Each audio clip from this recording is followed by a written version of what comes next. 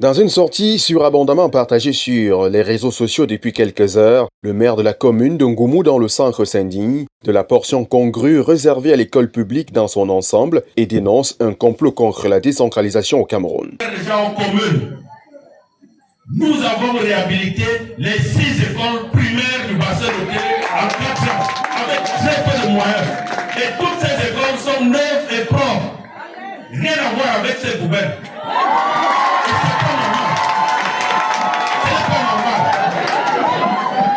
C'est donc la seule interpellation que j'avais à vous faire.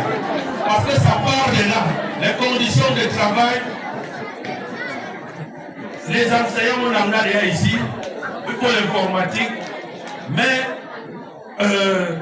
moi, je ne mettrai pas mon enfant dans une poubelle comme ça.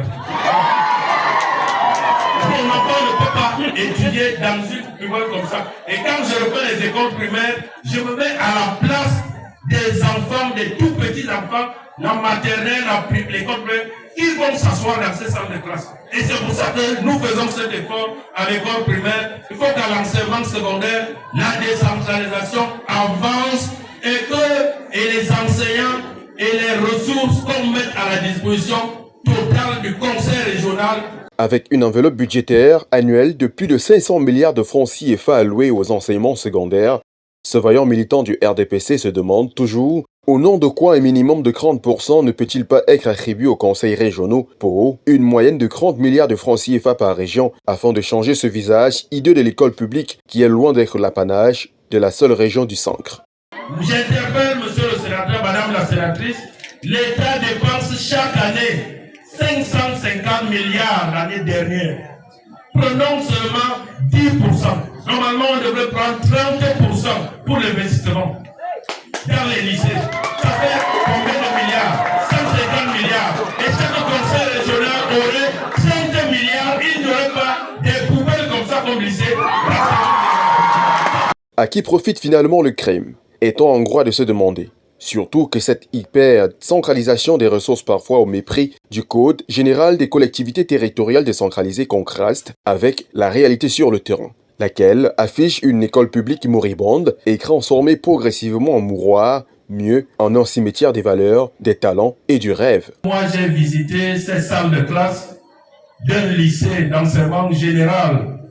J'ai failli couler des larmes dans la boue et la poussière de ces salles de classe. Ceci est inadmissible. Inadmissible. Et si nous ne vous le disons pas, on ne peut pas laisser l'école publique dont le délégué départemental vient de faire un beau poème ici. C'est l'école publique qui a la vocation de relever les enfants issus de nos petites classes sociales. C'est l'école publique qui doit fabriquer les testeurs. Nos parents ici n'ont pas de millions pour aller payer les écoles privées. Ils n'ont que ces lycées publics. Et il n'y a pas un enfant camp ici. Quand on atteint un taux de réussite de 0% au bac, ça veut dire qu'il y a un échec total du système. Et c'est inadmissible. Alors que la session du mois de novembre s'est ouverte il y a quelques heures, voilà la mission suscite confiée au sénateur du Centre-Part, Jean-Baptiste Atemengue, qui rappelle à ces derniers leur rôle de gendarme de la décentralisation auprès de la Chambre haute du Parlement. Madame la sénatrice, vous êtes nos représentants au Parlement des élus locaux. En cette veille de session budgétaire, posez la question à Madame le ministre des Enseignements secondaires. Pourquoi l'école publique se meurt? Pourquoi l'éducation secondaire se meurt? Parce que monsieur le proviseur a été très poli en parlant d'insuffisance tout à l'heure.